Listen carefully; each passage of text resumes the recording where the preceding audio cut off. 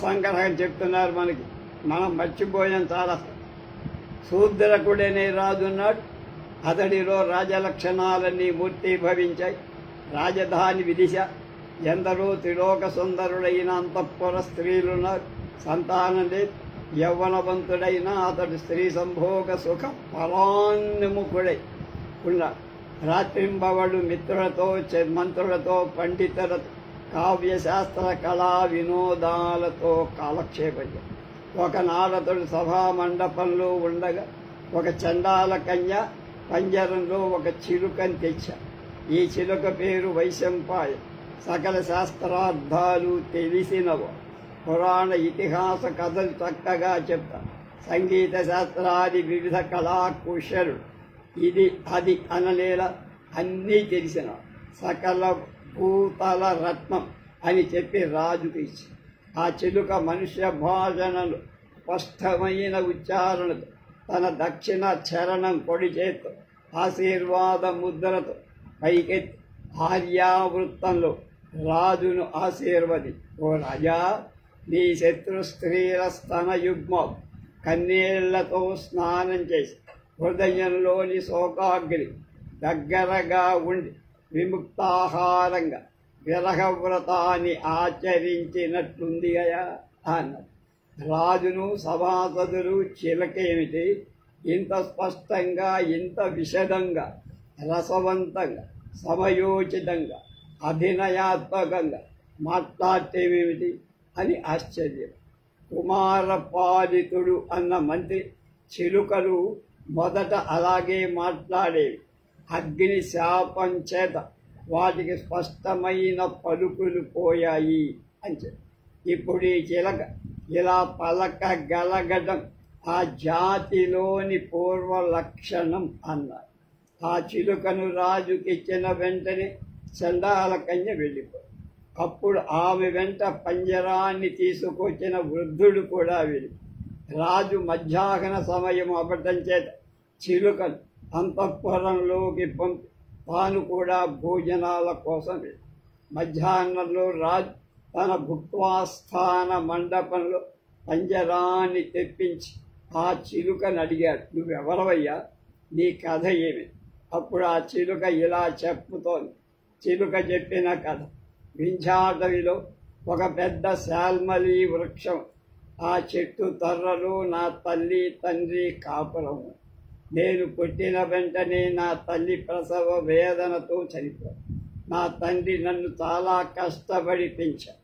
ఇంతలో ఒకరోజు వేటకై బోయవాడు ఆ అడవినంతా అల్లకల్లోలం చేసి ఆ శబరసేన పోయిన తరువాత అందులోని ఒక వృద్ధుడు మేమున్న చెట్టు పైకి గోళ్ల నుండి పక్షుల మెడ నులివి కింద పడేస్తాడు. అప్పుడు నేను నా తండ్రి పొట్టకు కరచుకొని భయపడుతూ ఉంది. వాడు నా తండ్రిని కూడా మెడ మిలిచి వీపు నేల కొట్టేటట్టుగా కిందకి విసిరాడు. నా తండ్రి చనిపోయాడు. నేను మాత్రం ఆయన పొట్టకు కరుచుకొని ఉండినందువల్ల ఎలాగో అలా బయట ఆ ఎండుటాకులలో పండుటాకులు దాక్కొని ఆ బోయవాడు పక్షులను మూట కట్టుకొని పోయాక నెమ్మదిగా దప్పిక తీర్చుకోవటానికి నీటి కోసం వెదకుతున్నా. అప్పుడు పంపా సరోవరంలో స్నానం చెయ్యటానికి పోతున్న హారీతుడు అనే మునికుమారుడు అలసి సొలసి ఎండలో నడువలేకుండా ఉన్న నన్ను చూసి గాలిపట్టి తన చేతుల్లోకి తీసుకు కొలనులో నీరు తన వ్రేలితో నా నోటిలో చుక్కలు చుక్కలుగా నా ప్రాణాలు కాపాడు. అతడు నన్ను తన ఆశ్రమానికి తీసుకు అక్కడ మహాప్రభావశాలి అయి ఆయన తండ్రి గారున్నారు. ఆయన జాబాలి మహామయ. ఆయన చుట్టూ చాలామంది మహర్షులు సేవిస్తారు. ఈ చిలుకను ఎక్కడి నుంచి తెచ్చావు అని మునుడు హారీతుడిని అడిగాడు. అతడు నేను తనకు కనిపించిన విషయమంతా చెప్పాను. హారీతుడి మాటలు విని జాబాలి ముని నా వైపు అంటే వైశంపాయన చిలక వైపు చూసి అప్పుడు ఆయనకు నవ్వు వచ్చింది. వీడు తన స్వయంకృత అపరాధం చేత పాపకర్మ అనుభవిస్తాడు. మునులందరూ వీడేం చేశాడు, వీడి కథ ఏమి స్వామి చెప్పండి. జాబాలి వీడి కథ చాలా ఉందిరా, ఇప్పుడు అనుష్ఠానం వేళ అయిపోయింది, రాత్రి కూర్చొని వివరంగా చెప్పుకుందామని గడువు. మునులందరూ రాత్రి కాగానే జాబాలి మహర్షి చుట్టూ జాబాలి చిలుక యొక్క వెనుక జన్మ కథను చెప్పడం మొదలు. జాబాలి చెప్పిన కథ. ఉజ్జయిని అనే పట్టణం ఉంది.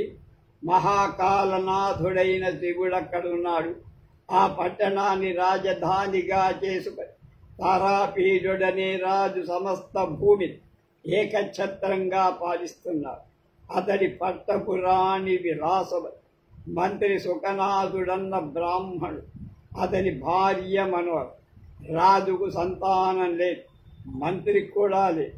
ఒకనాడు రాజు భార్య విలాసవతి మహాకాలనాథుని దర్శనానికి పోతుండగా అపుత్రస్య గతిర్నాస్తి అనే పురాణ ప్రవచనం చెవులు. సంతానం లేని ఆమెకు చాలా దుఃఖం కలిగి అంతఃపురంలో కుమిలిపోతున్న ఆమెను రాజు ఓదార్చాడు. దేవతలను అధికంగా పూజించి ఋషులను ఎక్కువగా సేవించి వ్రతాలు చేయి. ముందెందరో రాజులు సంతానం లేనివారు ఋషుల ప్రభావంతో ఆశీర్బలంతో సంతానవంతులయ్యారు అని దశరథాదుల కథలు చెప్పి విశ్వాసం కలిగి విలాసవతి అన్నీ చేసి ఒకనాటి రాత్రి రాజుకు కలలు పున్నమ చంద్రుడు తన రాణి ముఖంలోకి ప్రవేశించినట్లుగా కల వచ్చి, అదే రోజున సుఖనాథుడికి కూడా ఒక కల. ఎవడో బ్రాహ్మణుడు ఒక తెల్ల తామరం తన భార్య మనోరమ ఒడిలో వేసినట్లుగా ఉంచినట్లుగా కల. ఈ కళలు రెండు తెల్లవారుజామున వచ్చి సుఖనాథుడు వీటి ఫలాన్ని తీరుతుంది, వీటికి ఫలం ఉంటుంది అన్నారు. రాణి కూడా మంత్రి భార్య గర్భవతులై ఒకే ముహూర్తంలో ఇద్దరు కుమారులను ప్రసవించారు.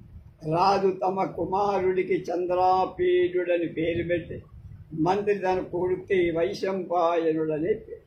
ఇద్దరు కుమారులు పెరుగుతారు. చెవుల ఉపనయనాది సంస్కారాలు యథాప్రకారం వాళ్ళ విద్యాభ్యాసం రాజు ప్రత్యేకంగా ఒక విద్యాలయమే కట్టించి కుమారుడిద్దరూ అన్ని విద్యలు, కళలు, శాస్త్రాలు, వేదాంగాలు, హస్తశస్త్రాది ప్రయోగాలు, గుర్రపు స్వాది, యుద్ధ వ్యూహాలు అన్నీ నేర్చి చంద్రాపీజుడు వైశంపాయనుడు అంటే రాజు కొడుక్కి మంత్రి కొడుకు ప్రాణ స్నేహమే. ఒకనాడు వలాహకుడనే సైన్యాధ్యక్షుడు చంద్రాయుధం అన్న గొప్ప గుర్రాన్ని తెచ్చి విద్యామందిరం ముందు పెట్టారు. విద్యాభ్యాసం పూర్తి చేసిన చంద్రాపీఠ తండ్రి ఆజ్ఞతో ఆ గుర్రానికి వైశంపాయనాదులతో ఇంటికి తిరిగి విద్యాభ్యాసానికి పోయి చాలా కాలానికి ఇంటికి వచ్చిన కుమారుణ్ణి చూసి రాజుకి రాణి అత్యానందమైంది. రాణి కుమారుడికి తాంబూల కరండవాహినిగా కులూత దేశ రాజపుత్రి పత్రలేఖను ఇచ్చి తరువాత రాజు అతని యువరాజును చెయ్యాలనుకో.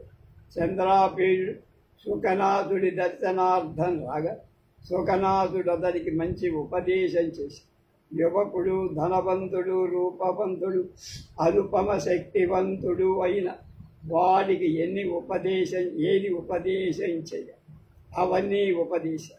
చంద్రాపీఠుడు అన్నీ తెలిసిన వాడే కానీ యవ్వనం వల్ల కలిగే దోషాలకు గురి కావలసి వస్తుంది. మంత్రి అతన్ని చాలా బోధించారు. రాజు కుమారుని యువరాజు చేశారు. వైశంపాయనుడు అతనికి మంత్రి అయ్యారు. యువరాజు దిగ్విజయ యాత్ర కోసం బయలు.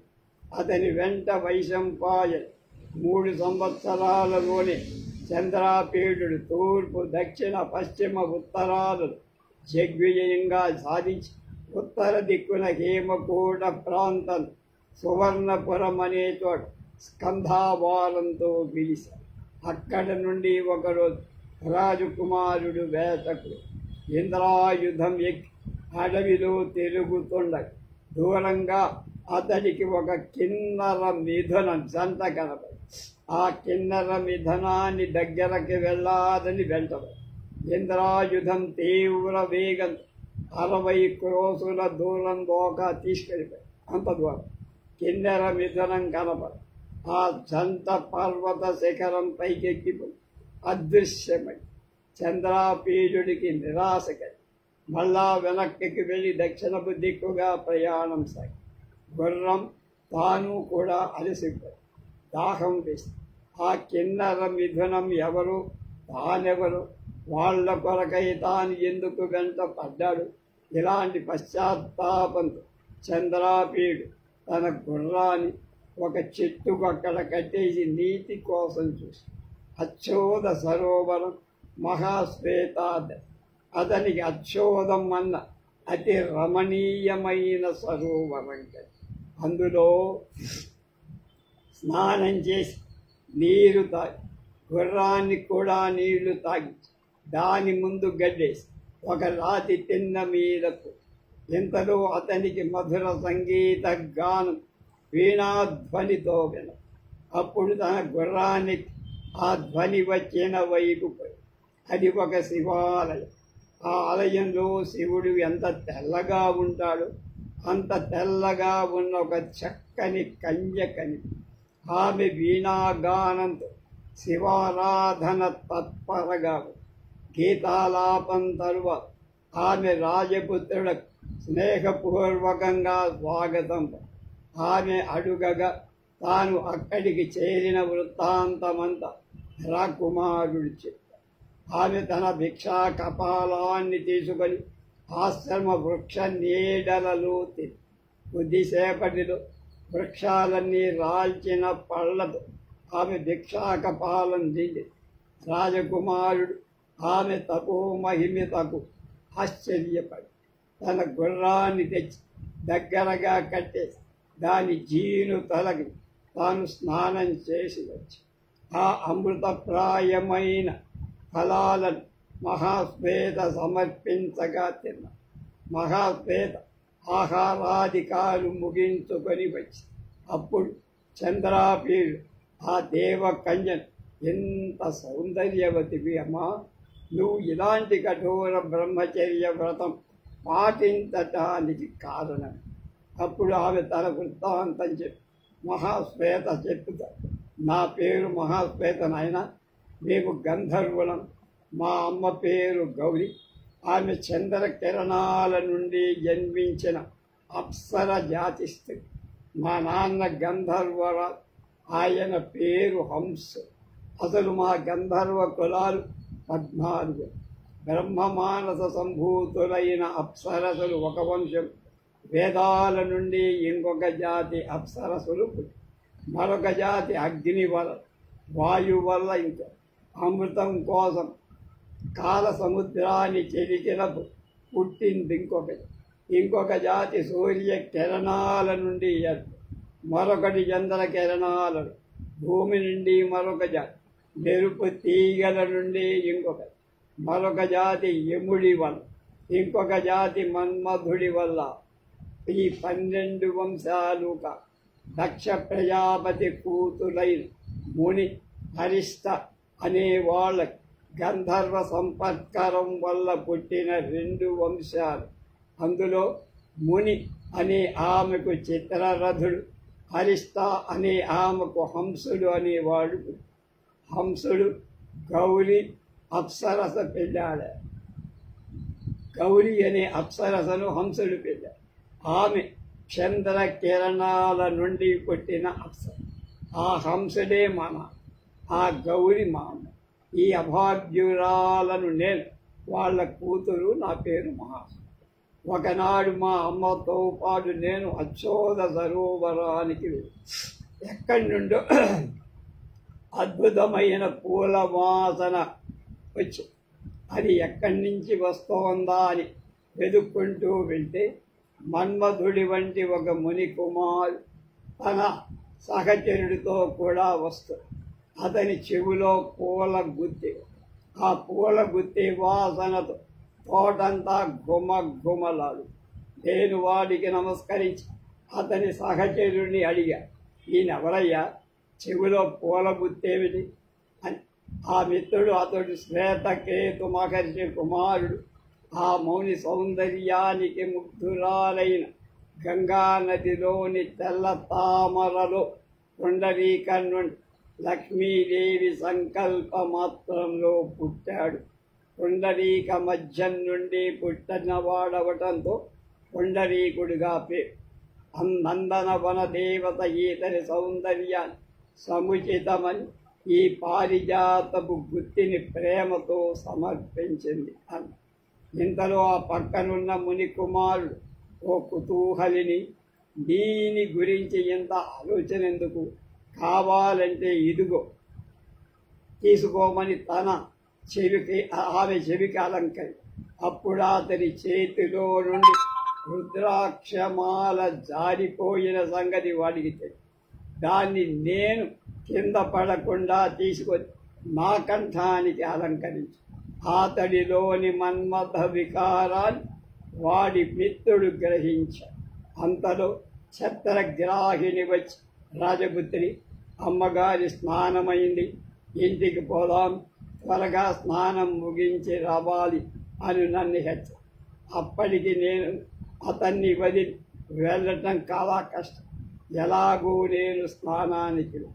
తన మిత్రుడు మన్మథవసుడవడం గుర్తించిన ముని కుమారుడు అతన్ని మిక్కిలిగా మందలించి, అప్పుడా పుండరీకుడు తన మిత్రుడితో ఇలా, ఒరే కపింజల, నన్ను గురించి వేరుగా ఆలోచిస్తావేమిట్రా? ఈ గడుసు పిల్ల నా అక్షమాల అపహరించిన నేరాన్ని నేను క్షమించను అని కోపం నడించి శుంభనాభిలాష పెదవుల కదలికతో చూపుతూ నాతో, ఓసే చపల, నా అక్షమాలనివ్వకుండా ఒక్క అడుగు వేయటానికి వీల్లేదా? నేను ఆయన ఆ అక్షమాల లాగానే ఉంది. నా ఏకముక్తావళి ఇచ్చి స్నానానికి పోయి మా అమ్మతో పాటు ఇంటికి చేరు. ఆ తరువాత మా పరిచారక తరలిక ద్వారా ఒక లేఖపై ఆర్యాచందలు అతడు తన ప్రేమను ఇలా చెప్పారు.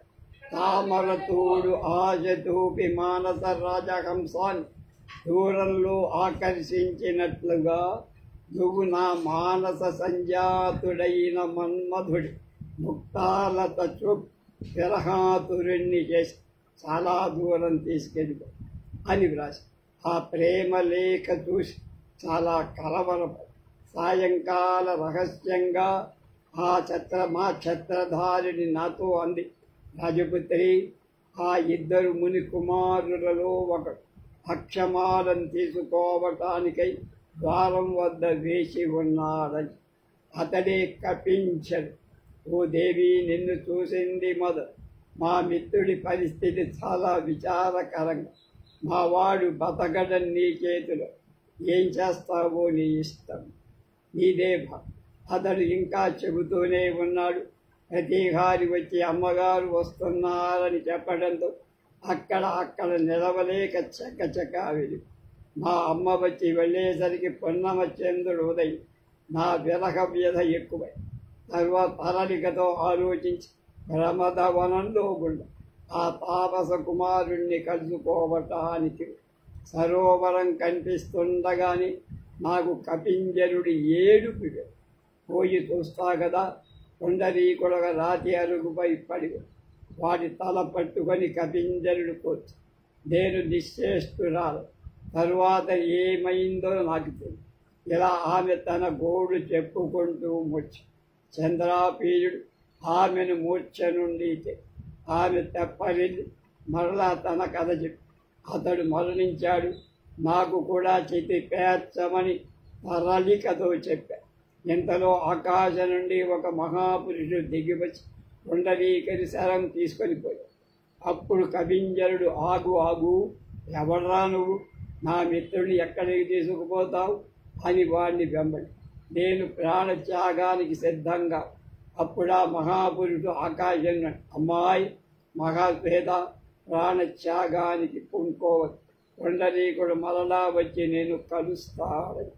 ఆ రీతిగా ఆశ్చర్య విషాదాల మునిగి నేను ఆ రాత్రిగా మర్నాడు ఉదయాన్నే లేచి సరోవరంలో స్నానం చేసి అప్పటి నుండి శంకర భగవానుడు ఉపాసనతో కాలక్షేపం చేస్తాను. నాకు చేదోడు వాదోడుగా ఈ తరలికే అని చెప్పి బోరున ఏడ్చి చంద్రాపీయుడు ఆమెకు పురాణ గాథలు చెప్పేవాడు. తరలిక ఇప్పుడు ఎక్కడికి పోయింది అని అడిగా. అప్పుడు కాదంబరి విషయం బయటపడి ఏం చెబుతారు ఆ విషయాలు రేపు తెలుసుకుందాం.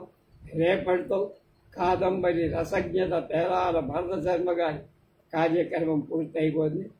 ఎల్లుండి నుంచి వేద స్వరూపం అనేది చివుకుల వెంకటరమణ సిద్ధాంతిగా మా ఉయ్యూరులో 1951 నుంచి 55, 56, 57 దాకా అంతలో ఉన్నారు. మా ఇంట్లోనే అద్దెకుండేవారు. వారితో మా నాన్నగారు, మా మేనమామ గారు, ఊళ్ళో పెద్దలు బ్రాహ్మణులంతా వేదార్థాన్ని ఆయన దగ్గర నేర్చుకొని ఆయన వేద స్వరూపం అనే పుస్తకం వేస్తే వేద సాహితీ అనే సంస్థ ద్వారా ఉయ్యూరులోనే ఉందట. నాకు తెలియదు. ఆ పుస్తకాన్ని ముద్రించారు. ఆ పుస్తకం ఆధారంగా వేద స్వరూపాన్ని ఎల్లుండి నుంచే